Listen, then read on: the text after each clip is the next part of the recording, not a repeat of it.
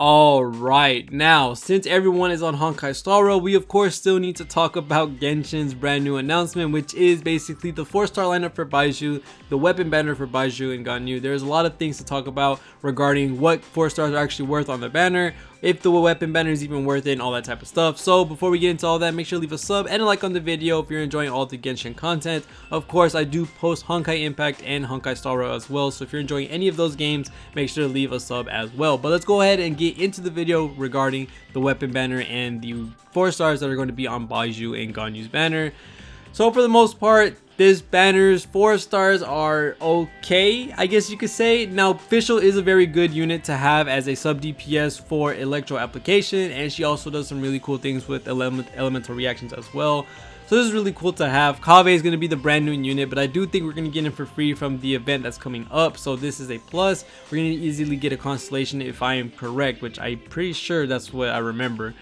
He does have a really cool playstyle, so this is going to be something very new for a lot of people. And then Candice, well, she isn't as crazy where there's not a lot of mainstay teams that she's on. She can't provide buffs to certain units, but she also provides Hydro Infusion, which is her main gimmick, which she is the only person that can do that. And you could turn any unit into a Hydro DPS. So for the most part, there could be some really cool reactions with Candice. So we'll talk about that in a quick second.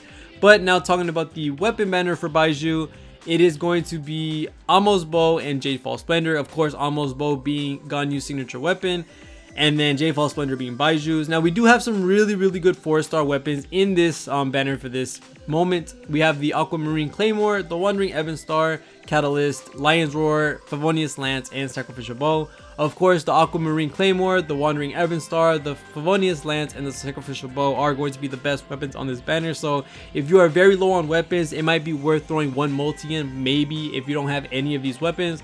It's really nice that we are getting 2 different Sumeru set weapons that are 4 stars in this banner, but of course they had to put on the banner where I think the banners aren't that worth it. This is going to be the first time I don't summon for a character signature weapon, because I do think Jade Fall Splendor can easily, and I mean easily, be replaced by the prototype Amber, because they share almost the same exact passive, so that makes it a little bit hard for me to think about summoning for it. And then Amo's Bow is a standard banner weapon banner, or a standard banner weapon, so if you're thinking of going directly for Amo's Bow, I would kind of say wait and just wait for you to get it on the standard banner, or wait for you to get it on the lost 50/50 in the weapon banner, because it can come from that.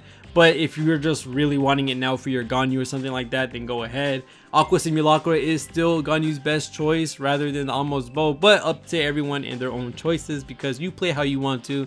This is your account. Like I said, weapon banner doesn't look so good. Other than that, the 4 stars look amazing, just the 5-star options aren't as great.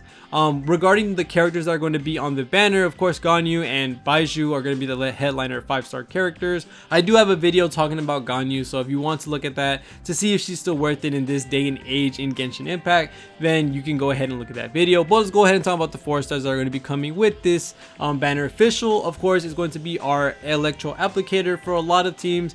This can go for any type of elemental reaction teams, especially Dendro if you don't have Yaimiko. So if you don't have Yaimiko, Fischl is going to be a great pickup, especially because she can get a lot of constellations through the shop.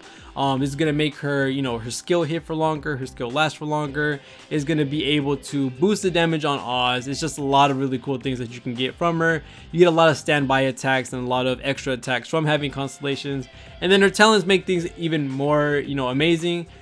Of course, you're going to be scaling her damage with her talents, but for the most part, you are going to be getting a extra attack every time you do an electro related elemental reaction. So when Oz is on the field, she's going to be doing an extra attack that is going to be 80% of Fischl's attack. So yeah, there's a lot of cool things you can do with Fischl. She is a great pickup, and if you do get constellations for it, it's 100% worth it, especially for the people that don't have Yaimiko on their account. I think this is an amazing replacement for Yaimiko. There are certain teams or certain situations where Fischl actually does better than Yaimiko, but yeah, Fischl's still a really good pick to have in this day and age, especially with Dendro and how strong having electro outfield application can be, especially with Dendro. Yeah, Fischl's going to be absolutely amazing, especially with all the electro related reactions, helping her out getting that extra damage in.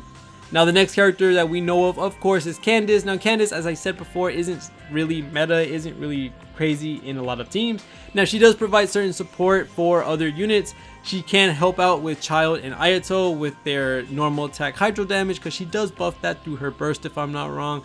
But other than that, her main gimmick is that she also allows hydro infusion for certain characters, and that's basically it. Now you can have some really cool interactions with Candace, with like having Diluc with her burst on. You use, you know, Diluc's normal attack, then maybe his skill, then you're able to vaporize off of your own attack. So it's really cool stuff you can do with Candace. As I said before, isn't really the craziest thing in the world, but she does offer a fun playstyle, so if you're looking for that, then you could possibly use her.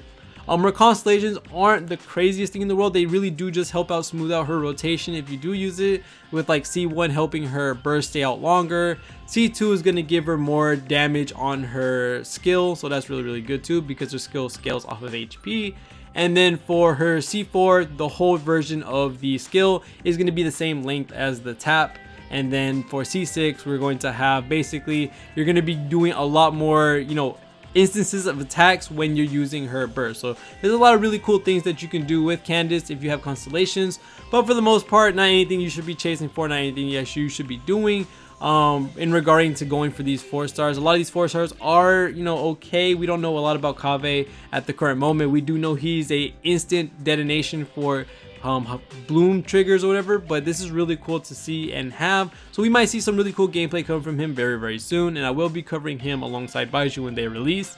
And then for the weapons that are coming out, of course, we have the sacrificial bow, one of the better bows in the game that helps out a lot of units.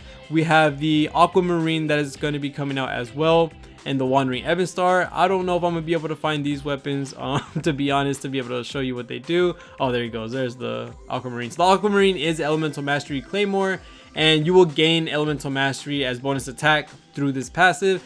It's gonna help a few characters in the game. There's not a lot of characters that really need the attack when they are going for elemental mastery builds, but the elemental mastery you get from this claymore is going to be amazing for certain characters, like maybe Virgin Dea, for Sayu, a Sayu type team. There's like, you know, that type of stuff that's really cool. And then of course we have the wandering Evenstar, which of course I don't know if I'm gonna be able to find again. Oh, there we go. And then this is an elemental mastery catalyst. This is gonna help out a certain amount of characters like Sucrose, you know, help you share the elemental mastery through it. And again, you're gonna be gaining 24 elemental mastery as bonus attack, and this will help a little bit. As I said before, the passive really is a little weird because you're not really looking for that attack on a lot of characters when it comes to giving them elemental mastery. It's not like the other weapon types where you have people like Sino, people like I'll hate them, who use a sword and a sword and a polearm.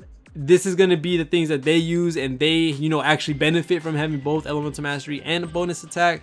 But for the most part, these two characters as of right now, which is not Dea, but the Claymore and the Catalyst, they don't really need this at the moment. There's no characters at the moment that I think so far can use this. The elemental mastery buff you get from the actual main stat is going to be useful, but not so much the attack portion in the passive. So, you know, there's a little bit of conflicting issues until there's certain characters that come out that do offer this playstyle or weapon a good spot. But for the most part, these banners are okay. They're not really the best thing in the world. The 4 stars are alright for Baizhu and Ganyu's banner. Fischl is kind of the MVP here, with Kaveh being unknown in his power level, and then Candace being the bottom of the pick for, you know, for the most teams that you can use her on, and for the value that you get from summoning on the banner. And then the weapon banner, I do kind of advise to stay away from it just a little bit. The 4 stars are amazing, and they're all pretty good except for the Lion's Roar.